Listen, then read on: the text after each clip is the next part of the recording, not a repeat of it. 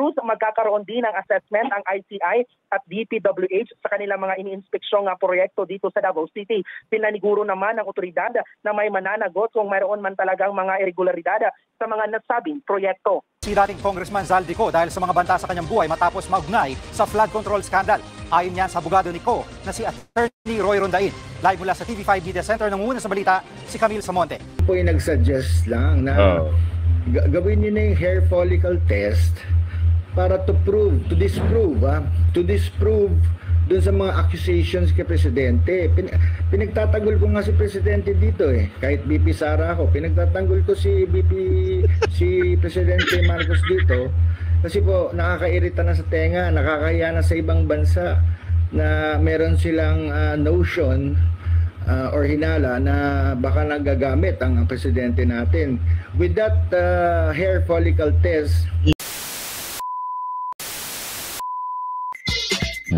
Yes. Good morning mga kasama. Nandito na naman si Kuya Gus nagbabalik. At syempre kung hindi ka pa nakasubscribe sa ating channel, pasubscribe na lang po at hit mo na rin yung bell para updated ka sa ating mga video. Naka-full alert na raw ho ang kapulisan. Itinaas na sa full alert. Bakit? At dasal lang ang tulong na binigay ng dasal lang ang tulong sa Cebu. Pati sa 20 pesos na bigas, grabe na ang admin. Yan ang title. At Zaldico takot daw umuwi dahil sa banta sa kanyang Nako po. Palpak na proyekto sa Davao. Yan daw ang kanilang sigaw. Nako po. Andito sa Luzon ang problema. Sa Davao kayo nagsusumiksik mag-imbestiga. At nagtataka kami, Mayor, akala ko ba nag-resign ka? Nagtatanong lang ko. Bakit nandiyan ka? Mayor, kung inaakala mo ito ay palabas para maging popularidad ka, kung inaakala mo na tama ang ginagawa mo para dyan sa pag-iimbestiga, at kung kinakala mo babango ka, wala ho dyan problema sa Davao. Ang problema ho, nasa Ilocos, nasa mga Dorobo. Alam mo naman yan Hindi namin alam bakit nandiyan ka at ngayon nag-iimbestiga. Di ba? What? Ano ito? Isang malaking palabas na naman?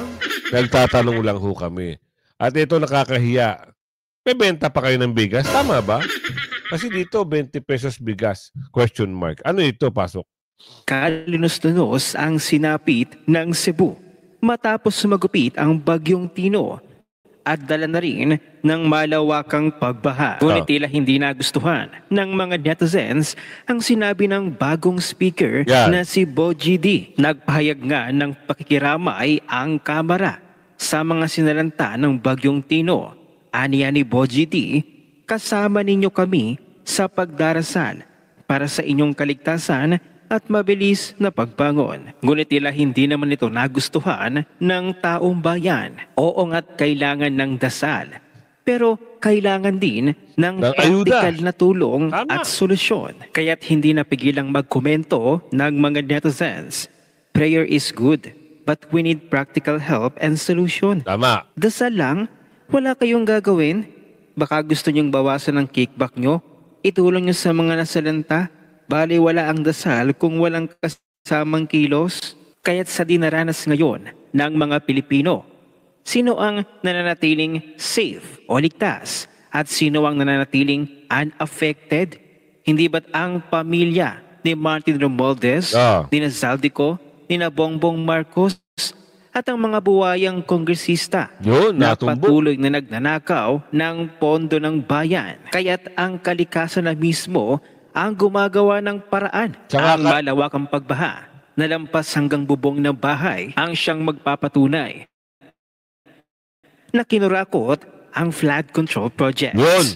Ito yun This is exactly what we've been talking about no matter your political side. Tama. Whether you're DDS, a camping, or a Marcos loyalist. When a natural disaster strikes, everyone suffers. And who stays safe and unaffected? The families of Martin Romualdez, Zaldico, Bongbong Marcos, and those congressmen who keep pocketing funds meant for flood control projects. Yun, sa pool. Hindi ka guys sa Davao, kumilos kagad yung mga Duterte. Paano mo sinabi yan? Paano mo nasabi, Kuya Goods? Baka mapahiya kayo. First to arrive. First to arrive.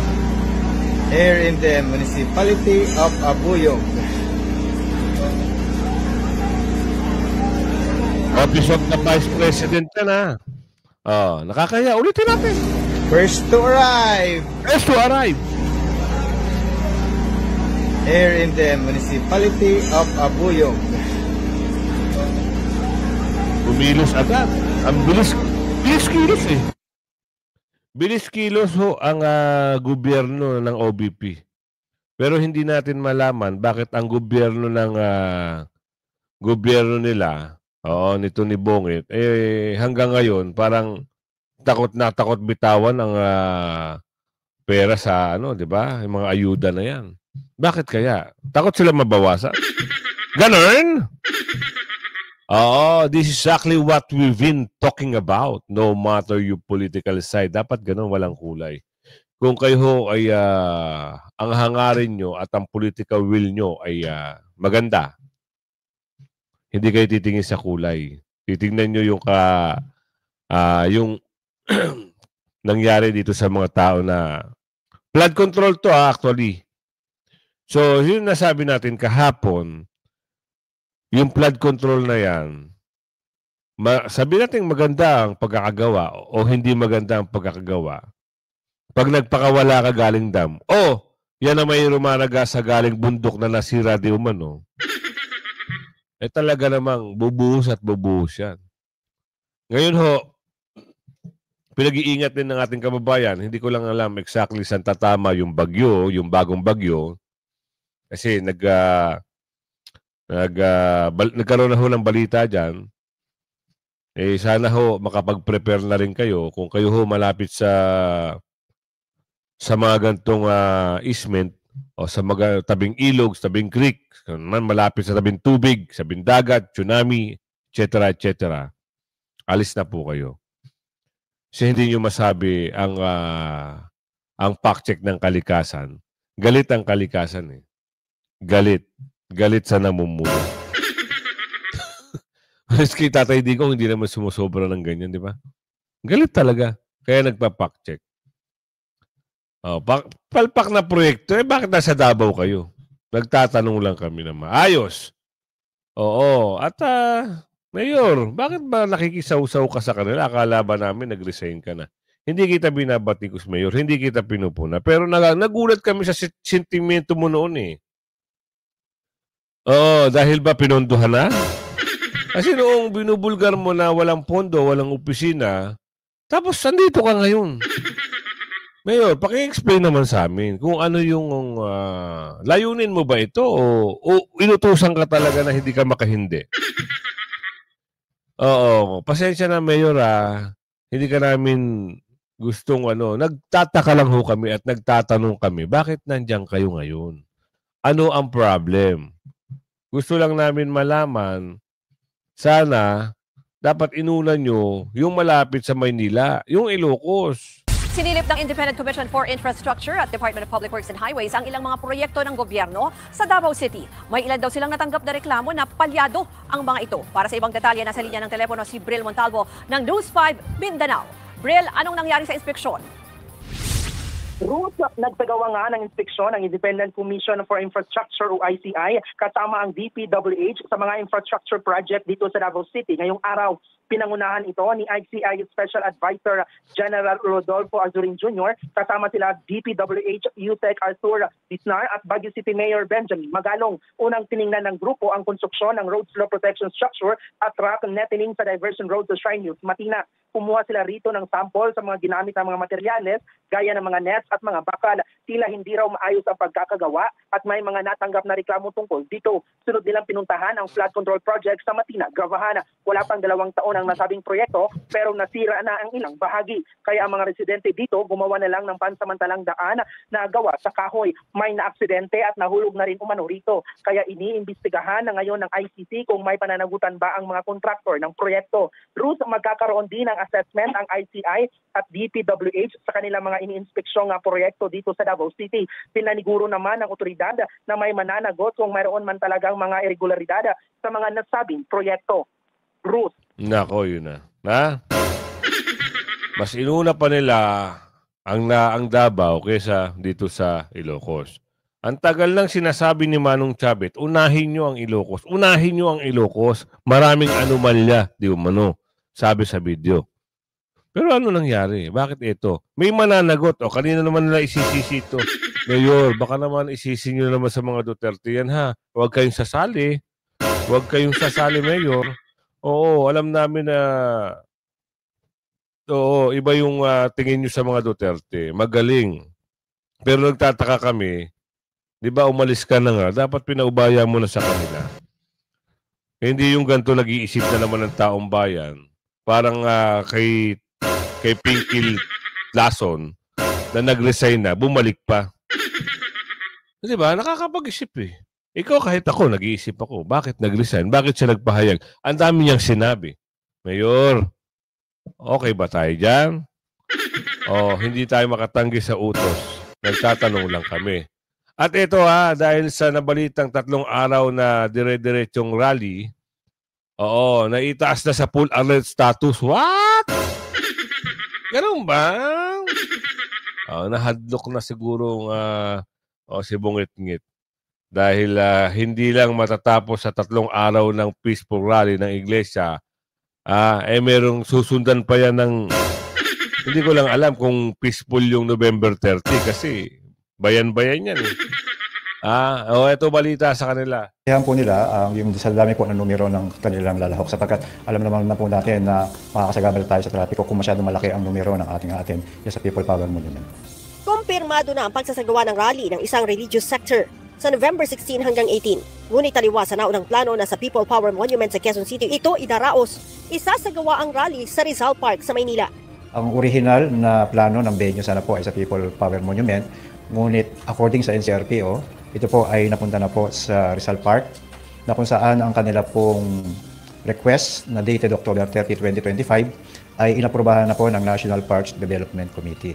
Sinabi ni Philippine National Police Public Information Office Chief, Police Brigadier General Randolph Tuanyo, itataas sa full alert status ang National Capital Region Police Office at magde-deploy ng sapat na bilang ng tauhan sa naturang petsa.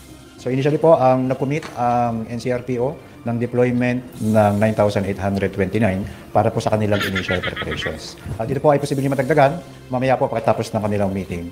Nakikipag-ugnayan na rin ang PNP sa iba pang ahensya ng pamahalaan para tumulong sa kanila sa pagbabantay ng sitwasyon.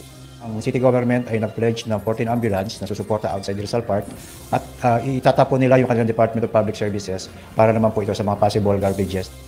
Wala pa rin daw namomonitor ang PNP na ibang grupo na lalahok sa rally, lalo na mula sa mga militante. Sa ngayon po, as of this report, wala naman po tayo na mabalitaan. Ang pinagbabasihan lang natin po kung ano po yung official na nag-submit ng request. Inaasahan na nasa 300,000 participants ang lalahok sa rally, subalit hindi pa malinaw ayon sa PNP kung ito ay sa bawat araw o sa kabuuan. Naku, huwag niyong expect na 300 lang. Meron ho nag-comment na taga Bicol.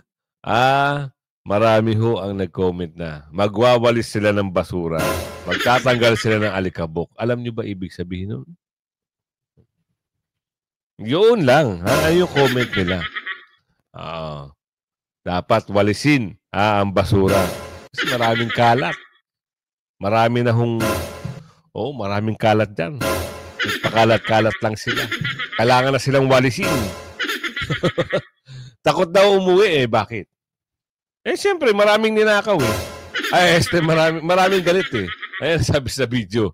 Diba? Ikaw ba naman galit sa'yo ang taong bayan, hindi ka pa matakot umuwi. Air asset, wala na sa Pilipinas. Ano susunod? Wala na talaga. Magpapalit ka na lang ng muka. Lagyan mo na sungay 3 para hindi ka magparitoke ka na lang. Para hindi ka na makilala ng mga Pilipino kasi kahit saan ka pumuntang bansa, nag-iisa lang yung mukha mo eh. Nag-iisa lang yung baka hindi ka makilala,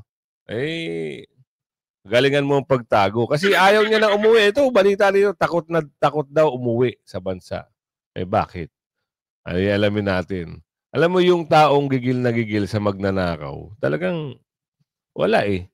Ganun talaga eh. Bakit? Si dating Congressman Zaldico dahil sa mga banta sa kanyang buhay matapos maugnay sa flood control scandal. Ayon yan sa abogado ni Co na si Attorney Roy Rondain. Live mula sa TV5 Media Center ng una sa balita, si Camille Samonte. Camille, nasaan na raw ba itong si Co at may balak pa ba talaga siyang umuwi?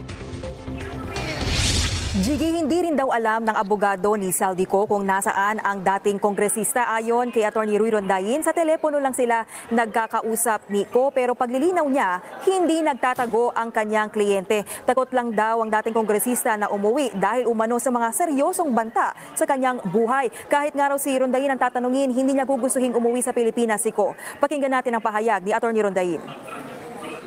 I do not know where he is. I never asked because I don't want to have to lie to any of you when you ask me. One half of the country wants to throw him in jail and throw away the key. The other half wants to string him up by the nearest tree. Would you come home under those circumstances? Ako personally, ang bigger fear ko is vigilante violence. Because nga everyone hates him. Yun lang. Hindi kasi mapipigilan yung pag ganun talaga. Sobrang galit ng tao. Mas maganda, umuwi ka. Para saan? Siyempre, para ituro mo yung leader. Kasi pag naturo mo na yung leader, sabihin ng gobyerno, kung papayagan ka, ikaw yung state witness, ituturo mo lang yung boss. Diba? Naku, ito matindi. Sagutan. Anjo Iliana, ang Taklara, at Paul 2. Ano kayo sagutan ito? Ito si Kuya Anjo, parang nagiging boses ngayon ito Parang gustong-gusto ko na ito ngayon Parang siya ngayon ang lumalabas na ano ba pwedeng i-termino doon? Boses para sa mga Duterte. Nadali. Ito pasok natin. Good afternoon po sa inyong lahat at syempre good afternoon sa kay Auntie Claire Castro. Yan ang presidential spokesperson yata ng Malacanang. Yan. Madam Claire, naalala niyo po ako, Angeliana, kayo po yung nagtanggol sa akin doon sa mga bintang ni Rafi Tulfo tungkol sa eskwelahan ko dati. Naalala niyo yun, di ba? Hinimay-himay niyo at pinalabas niyo na itong si Rafi Tulfo ay talagang ginamit, sinira ang pangalan ko, sinira yung eskwelahan, marami kaming pinag-aaral na libre, walang tuition, at yan po, at si Rafi Tulfo na hinimay nyo at lumalabas. Bakit ginawa nila to? Nagpapaaral nga si Anjo ng libre. Tapos ibabalik yung tuition, wala nga tuition. Yun po, at maraming salamat.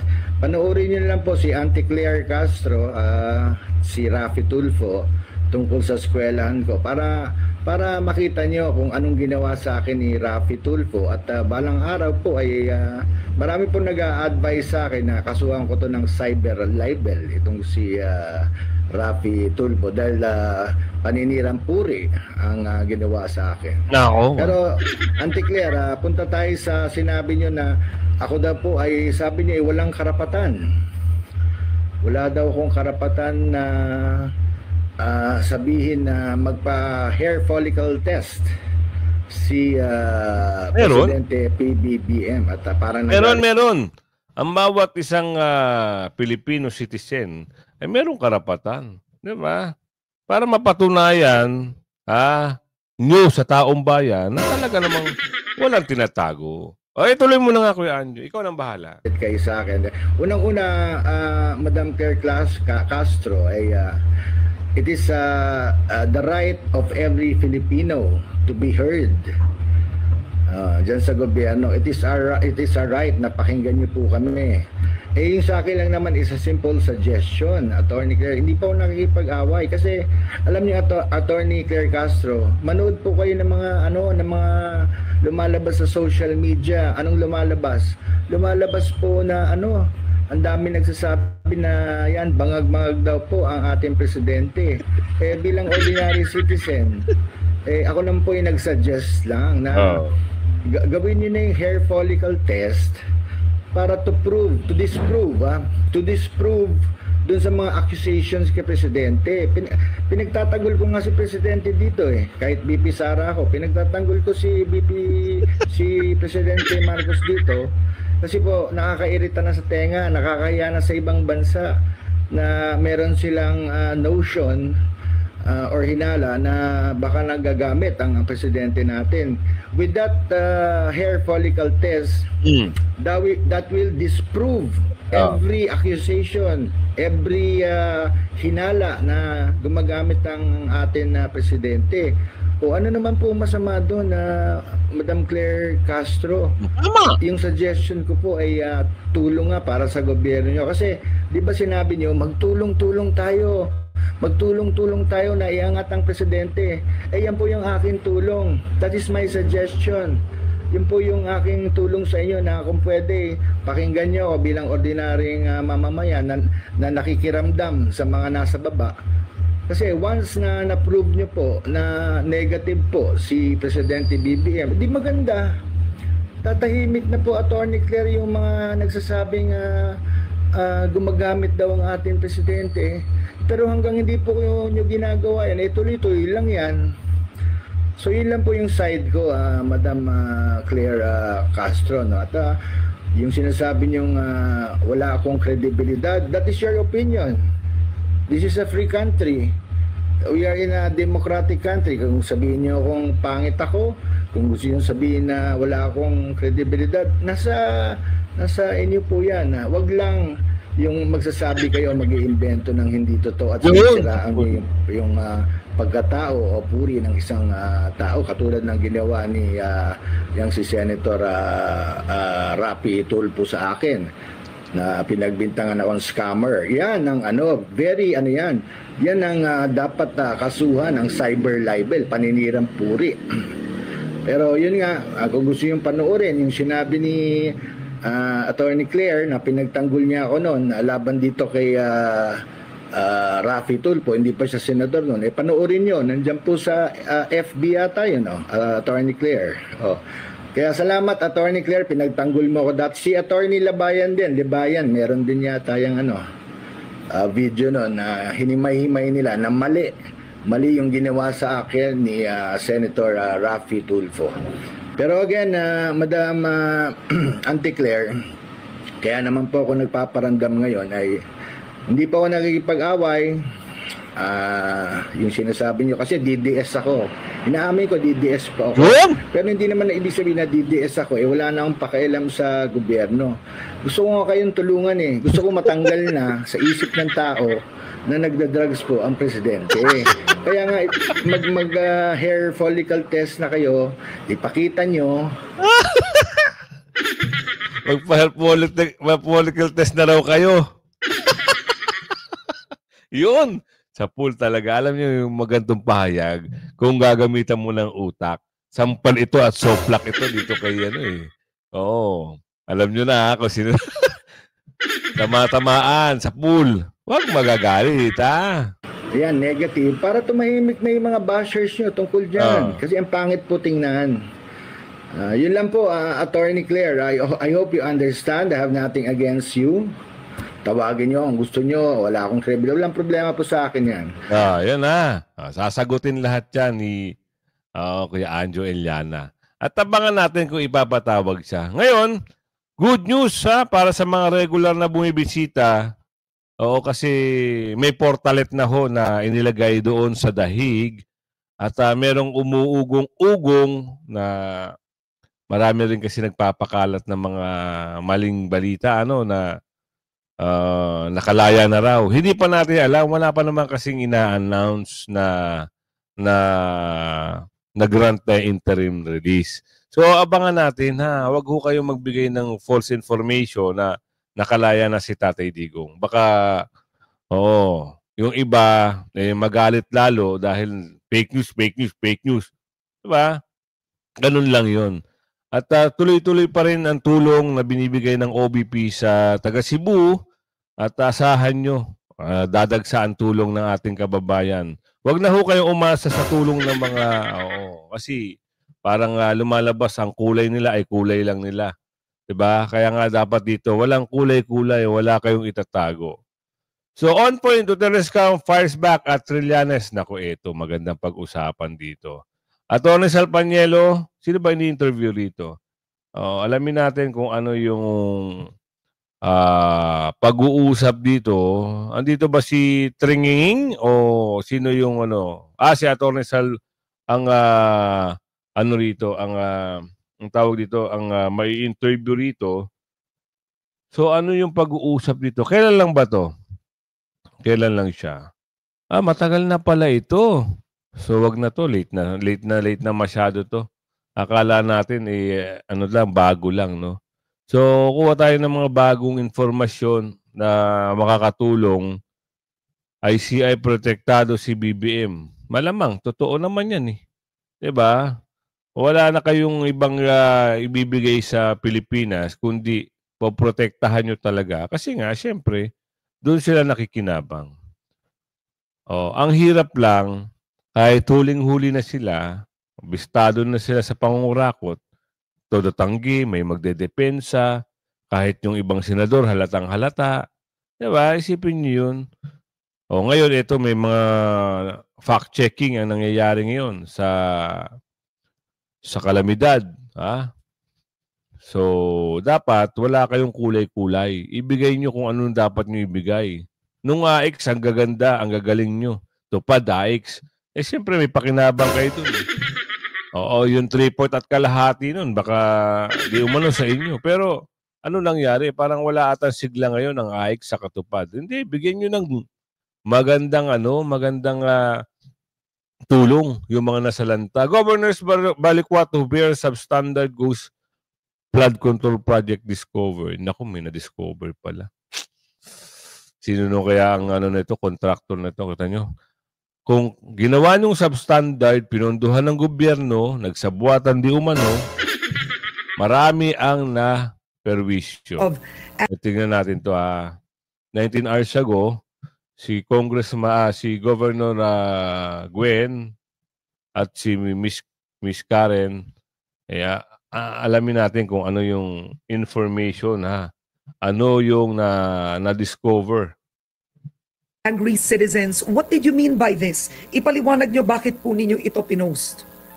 You know, you began to ask the question kung bakit grabe yung flash floods dito when we have 26.600 billion for flood control projects. Mm-hmm. So yun lang naman sa akin. I begin to ask question, bakit ganun? 26.6 plus 600 plus billion yung dito, flood control funds. And yet, ito yung nangyayari sa amin. Oo. I think Karen, yung Tino is worse than Odette.